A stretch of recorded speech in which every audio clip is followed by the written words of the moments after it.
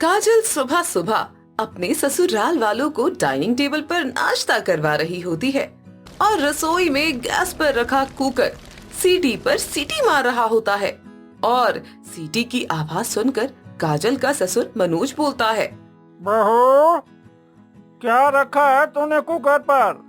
अरे कब से सीटी पर सीटी बजे जा रही है? दाल रखी है बनने के लिए मैंने पापा जी। काजल के मुंह से दाल शब्द सुनते ही काजल की सास सरोज और उसके पति विपिन का बड़ा सा मुंह बन जाता है और सरोज बोलती है, बस इसी चीज की तो कमी होती है। हर दिन बहू बस दाल चावल ही खाती रहती है। मुझे तो दाल चावल का नाम से ही नफरत हो गई है। आप लोगों को पता नहीं मेरे दाल चावल खाने से क्या दिक्कत है। कितने तो बढ़िया लगते हैं दाल चावल। अरे कोई एक बार दाल चावल खाता है, 2 बार दाल चावल खाता है, लेकिन बहू तू तो दिन में 10-10 प्लेट दाल चावल खा जाती है। तो क्या हो गया, जितनी भूख लगेगी मैं उतना ही तो खाऊंगी ना माँ जी। अरे बहू को जो पसंद है उसे खाने दो ना। क्यों रोका टोकी कर रहे हो तुम दोनों? रोका टोकी नहीं करे तो क्या करें? आपकी बहू अपने साथ साथ हमें भी जबरदस्ती दाल चावल खिलाती है। ऐसे ही नाश्ते पर दाल चावल को लेकर थोड़ी सी बहस हो जाती है, जिसके बाद विपिन जल्दी से नाश्ता करता है और ऑफिस के लिए निकल जाता है और बाकी सभी लोग भी अपने अपने कामों में लग जाते हैं। काजल रसोई में जाती है और गैस बंद करके दाल का कुकर खोलती है और दाल की खुशबू लेते हुए बोलती है, वाह क्या खुशबू आ रही है। अब बस इसमें तड़का लगा दिया ना तो और भी ज्यादा स्वादिष्ट खुशबू आएगी और फिर सारा दिन मैं आराम से बैठकर दाल चावल खाऊंगी। इतना कहकर काजल जल्दी से दाल को तड़का लगाती है और साथ ही साथ में चावल भी बना लेती है और आराम से बैठकर दाल चावल खाती है। ऐसे ही एक दिन काजल न्यूज़पेपर पढ़ रही होती है और तभी वहाँ पर सरोज आती है और काजल बोलती है, हमारे घर का राशन कार्ड कहाँ है? राशन कार्ड रखा हुआ है वो तो मैंने। कहाँ पर रखा है मुझे बता दीजिए, मैं ढूंढ के निकाल लूंगी। अब वो तो मेरी अलमारी में जो कागज रखे हुए हैं ना उन्हीं में रखा हुआ है। पर तू क्या करेगी राशन कार्ड का बहू? अरे मैं राशन कार्ड से दाल चावल लेकर आऊंगी।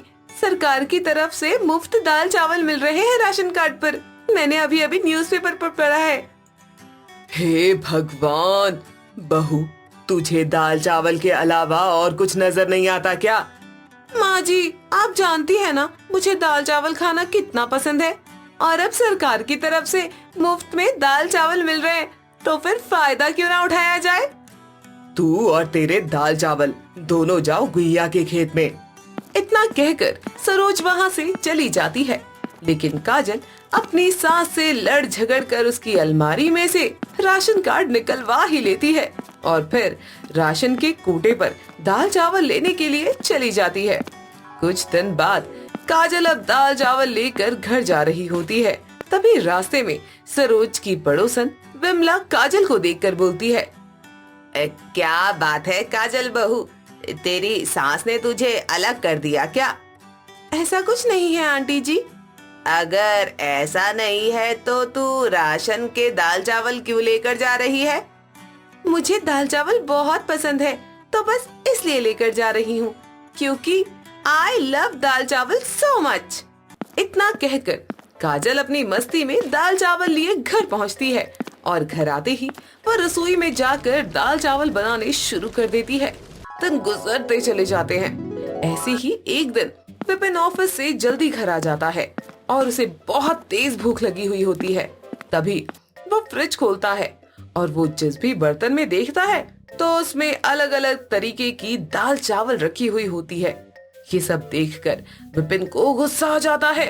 तभी वो अपने कमरे में जाता है जहाँ काजल दाल चावल खा रही होती है और विपिन गुस्से में बोलता है, घर में दाल के अलावा और कुछ है कि नहीं? है तो सब कुछ, सब्जी है, रोटी है। मैं फ्रिज खोलकर कुछ खाने को ढूंढ रहा था, पर जिस बर्तन में देख रहा हूँ उसी में दाल रखी हुई है। अरे इतनी दाल क्यों बना रखी हुई है? जी वो मैंने ना अपने टेस्ट के अकॉर्डिंग अलग अलग दाल बना कर रखी हुई है।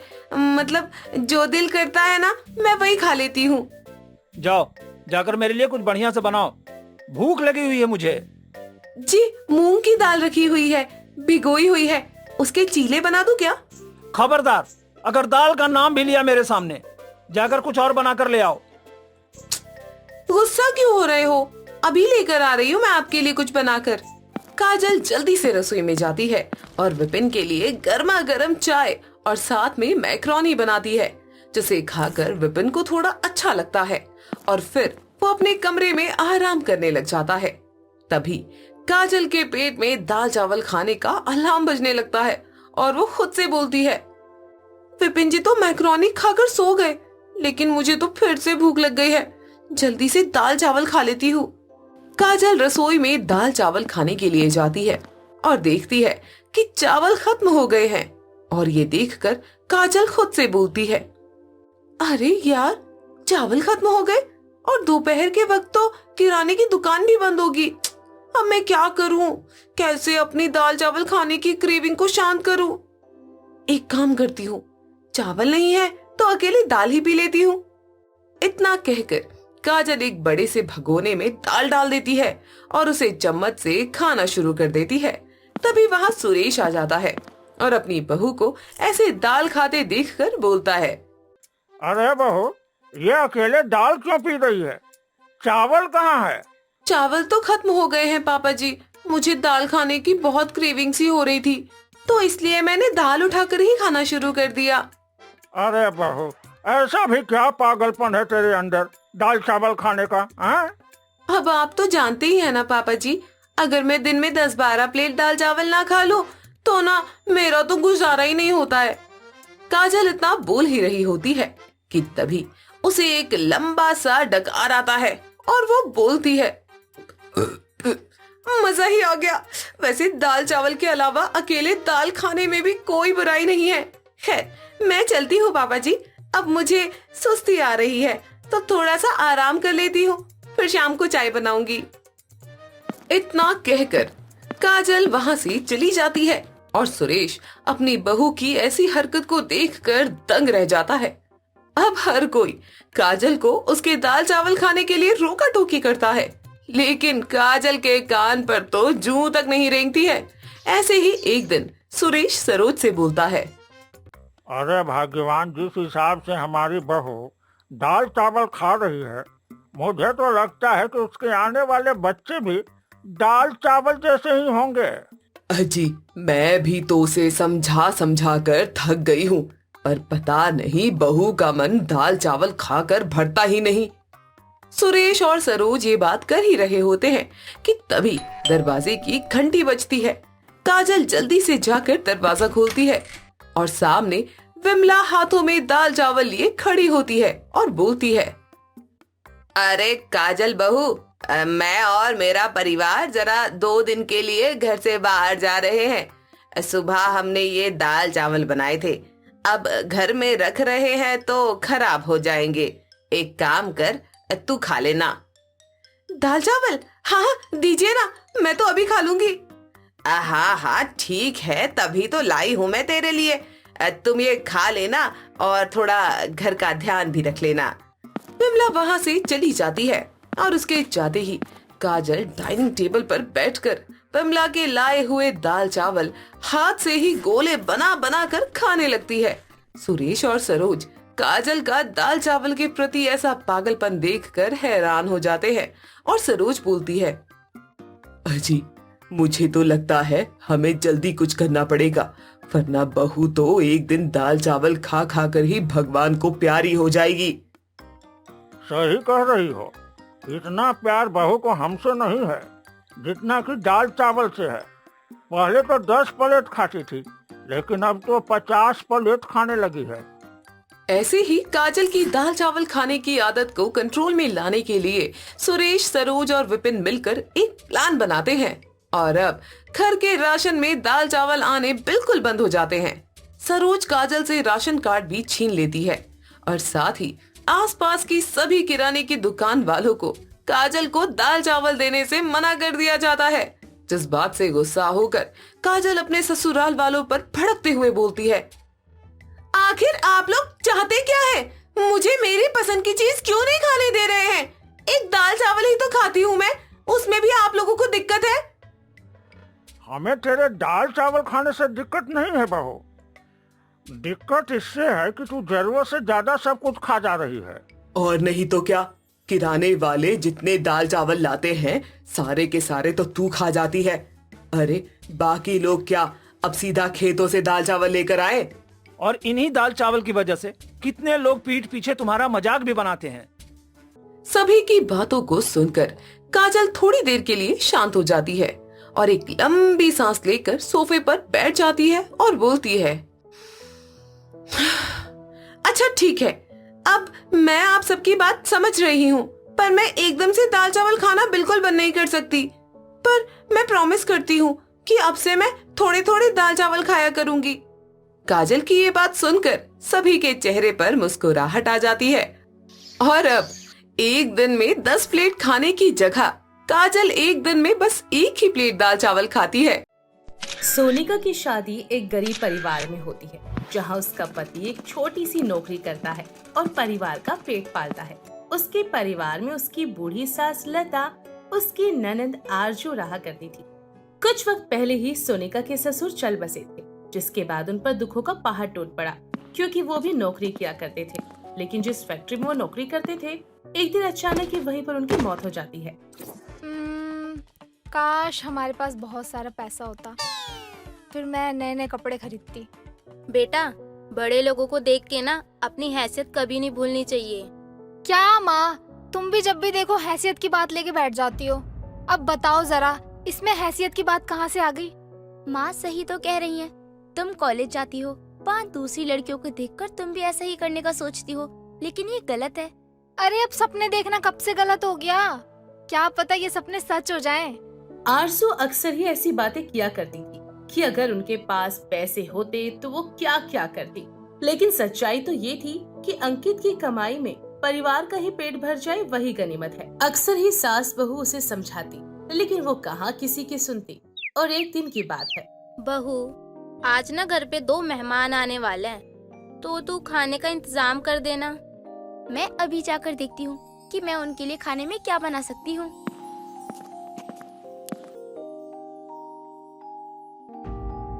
खाने में तो कुछ भी नहीं है और अभी तो अंकित की तनख्वाह भी नहीं आई है। हे माता रानी, अब मैं क्या करूं? सिर्फ घर में आलू बचे हैं। एक काम करती हूँ, आरजू से मदद मांगती हूँ। आरजू, घर में मेहमान आने वाले हैं और हमारे घर में खाने को कुछ भी नहीं है। तो इसमें मैं क्या कर सकती हूँ भाभी? एक काम करो ना, चाचा की दुकान से उधार में आटा ले आओ। अंकित की जब तनख्वाह आएगी तो हम उन्हें उधार चुका देंगे। ये काम ना मुझसे नहीं होने वाला। या तो खुद जाओ या तो माँ को भेज दो। माँ को क्यों परेशान करना, तुम ही चली जाओ ना। ये लो आपका आटा। चलो अच्छा है कि वक्त से मैंने देख लिया कि घर में क्या बचा है और क्या नहीं। आज मेहमानों के सामने तो हमारी बेइज्जती ही हो जाती। माँ जी, लगता है मेहमान आ गए। इनको देखकर ना जाने क्यों मेहमानों वाली वाइब नहीं आ रही मुझे। जी यही अंकित का घर है क्या? जी यही अंकित का घर है। कहिए क्या बात है? जी हम उस फैक्ट्री से आए हैं जहां आपके पति काम किया करते थे। अरे उसमें केमिकल रिएक्शन के कारण कईयों की मौत हो चुकी थी, जिसमें आपके पति का भी नाम था। इसीलिए मालिक ने सोचा सभी को मुआवजा दिया जाए, तो उसी की जानकारी देने आया था। क्या अब पापा की मौत का मुआवजा? जी आपको 5 लाख का मुआवजा दिया जाएगा, तो आप कल सुबह आकर फैक्ट्री से पैसे ले जाइएगा। हैं? इतना सारा पैसा? क्या? इतना सारा पैसा? जी कल आप 10-11 के आसपास आ जाइएगा और आपको मैं पैसे दे दूंगा। बेटा, तेरे पापा अपनी मौत के बाद भी हमारे लिए कितना कुछ करके गए हैं और आज उनके जाने के बाद भी उनकी कमाई आ रही है। माँ, फैक्ट्री वालों को मुआवजा तो देना ही था। वाह, इतने सारे पैसे! अब तो मैं इनसे नए नए कपड़े खरीदूंगी। हाँ बेटा, तू ना अपने कपड़े खरीद लेना, और तो और हमारे घर की जितनी भी छोटी मोटी जरूरतें हैं ना, सब इन पैसों से दूर हो जाएगी। हे भगवान, ये तेरी कैसी लीला है? अभी तक तो हमारे पास आटा खरीदने के पैसे नहीं थे और अब हम लखपति बन जाएंगे। अब तो घर में सभी बहुत ही खुश होते हैं। किसी को भी रात को ठीक से नींद नहीं आती क्योंकि किसी ने सपने में भी इतने सारे पैसे नहीं देखे थे। बाकी सब यही सोचते कि वो घर की जरूरतों को पूरा कर लेंगे, लेकिन यहाँ पर आरज़ू अपने कुछ अलग ही सपने सजा रही थी कि वो इन पैसों से क्या क्या करेगी। खैर, अगला दिन आता है और अंकित जाकर फैक्ट्री से अपने पिता के मुआवजे के पैसे घर ले आता है। ये लो रखो सारा पैसा, इसे संभाल कर रखना और सबसे पहले हम उन लोगों का उधार चुकाएंगे जिससे हमने थोड़ा बहुत कर्ज ले रखा है। सही कहते हो जी, सबसे पहले हमें यही काम करना चाहिए। उसके बाद हमारे घर में किस चीज की कमी है हमें फिर वो काम करना चाहिए। माँ, मुझे ना कुछ पैसे चाहिए, थोड़े से पैसे देना। अरे इतनी भी क्या जल्दी है, बाद में ले लियो ना। नहीं माँ, मुझे अभी के अभी पैसे चाहिए, दो मुझे पैसे। अच्छा ठीक है, ये ले। वाह, मजा आ गया। माँ मैं चलती हूँ, मैं ना शाम को मिलूंगी। अरे कहाँ चली तुम पैसे लेकर? मैं ना हिमालय जा रही हूँ। अरे भाई, जब कॉलेज का टाइम है तो कॉलेज ही जाऊंगी ना। अंकित तब सभी के उधार तो चुका देता है और सोनी का सारा हिसाब लगाती है। साथ ही घर में किस चीज की कमी है वो सब कुछ लिखकर एक लिस्ट बना लेती है। ये सब करते करते शाम हो जाती है। तभी आरज़ू आती है, हाथों में बहुत सारे थैले लिए हुए। ये क्या, इतने सारे थैले किस लिए, क्या है इनमें? भाभी, इसमें ना टाइम बॉम्ब है। अरे भाभी, कपड़े का बैग है तो कपड़े ही होंगे ना। अच्छा, जरा हमें भी तो दिखाओ। हाँ हाँ, क्यों नहीं, देख सकती हो। वैसे भी महंगे कपड़े हैं, आपने तो कभी देखे भी नहीं होंगे। कपड़े तो अच्छे हैं, लेकिन आरज़ू तुमको इतने महंगे कपड़े नहीं लेने चाहिए थे। भाभी फालतू की बात तो करो मत। जब मैं नए नए अच्छे अच्छे कपड़े पहनने के सपने देखा करती थी तब तो आप लोग मना करते थे, और अब जब मेरे सपने पूरे हो रहे हैं तो आपको मिर्ची लग रही है। बहू कोई बात नहीं, रहने दे। और तो और अगर इसने कपड़े खरीद भी लिए तो क्या ही हो गया, वैसे भी हमारे पास ना बहुत पैसे हैं। सबसे पहले घर की मरम्मत करवा लेता हूँ, बाकी काम तो बाद में होते रहेंगे। मैं तो कहती हूँ कि थोड़े पैसे कहीं अच्छी जगह इन्वेस्ट कर सकते हैं ताकि कल को हमें जरूरत पड़े ना तो वो हमारे पैसे डबल हो जाए। क्या भाभी, कर दी ना आपने गरीबों वाली बात। हमारे पास ना बहुत पैसा है, पैसों की कमी थोड़ी है, और इतना सोचने की भी ना जरूरत नहीं है। अच्छा माँ, मुझे ना कुछ पैसे चाहिए थे, वो कॉलेज में मैंने ना उधार लिया था तो वही देना था। अब ये सिलसिला यूं ही चलता रहता। आरज़ू पैसे उधार लेती और कपड़े लाती। पहले तो वो कपड़े लाकर सभी को दिखाती थी, लेकिन जब सब उसे रोकने लगे थे तो उसने सभी को कपड़े दिखाना भी बंद कर दिया था। इस बात से सोनिका को गुस्सा आने लगा था। थोड़े से पैसे देखे नहीं और आरज़ू तो हवा में उड़ने लगी है। आरज़ू, तुम महंगे कपड़े खरीदना थोड़ा कम करो, हमें ये पैसे बचाने चाहिए। भाभी, अभी जब तक हमारे पास पैसे नहीं थे ना तो हमारे कोई शौक पूरे नहीं हो रहे थे, और अब जब हमारे पास पैसे आ गए तो क्या दिक्कत है आपको? देखो, मैं तो इसीलिए कह रही हूँ, कल को अगर कोई इमरजेंसी आ गई तो भगवान ना करे हमारे पास पैसे ना हो।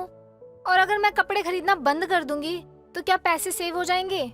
कैसी बात करती हो भाभी आप? क्या तुमने वो कहावत नहीं सुनी क्या कि बूंद बूंद से ही घड़ा भरता है? भाभी, ये फालतू की बातें ना मुझे मत सिखाओ। मैं तो अपनी इस ननद के महंगे कपड़ों से दुखी ही हो गई हूँ। घर में हर जगह इसी के कपड़े हैं, लेकिन फिर भी इसे कपड़े लाने से फुर्सत ही नहीं है।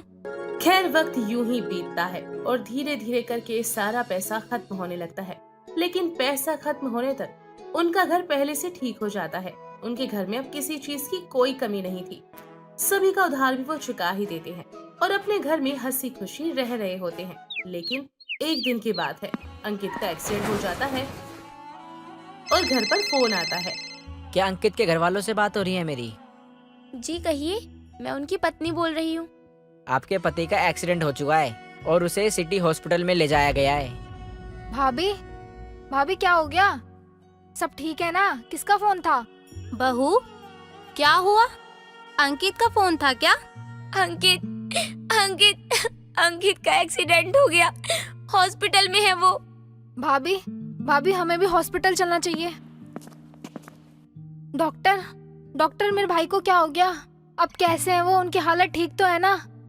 देखिए, उनकी हालत बहुत गंभीर है। उनके सर में बहुत गहरी चोट आई है जिसके कारण ऑपरेशन होगा और ऑपरेशन में बहुत पैसा लगेगा। एक काम कीजिए, आप जाकर काउंटर पे पैसे जमा करवाइए, उसके बाद ही हम ऑपरेशन कर पाएंगे। रिसेप्शन पर जाने के बाद उन्हें पता चला कि अंकित के ऑपरेशन के लिए तो 2 लाख रुपए चाहिए, लेकिन 2 लाख रुपए तो उनके पास थे ही नहीं, क्योंकि वो सारे पैसे तो वो खर्च कर चुके थे। कम से कम 1 लाख के तो आरजू अपने लिए महंगे कपड़े ही खरीद चुकी थी। काश मैंने उस दिन पैसे बर्बाद ना किए होते तो आज पैसों की कमी ना हुई होती। और अगर मेरे भाई को कुछ हो गया ना तो मैं खुद को माफ नहीं कर पाऊंगी। मैंने कहा था तुम्हें कि इतने पैसे खर्च करना सही बात नहीं है। कभी भी किसी भी इमरजेंसी में काम आ सकते हैं, लेकिन तुमने मेरी एक नहीं सुनी।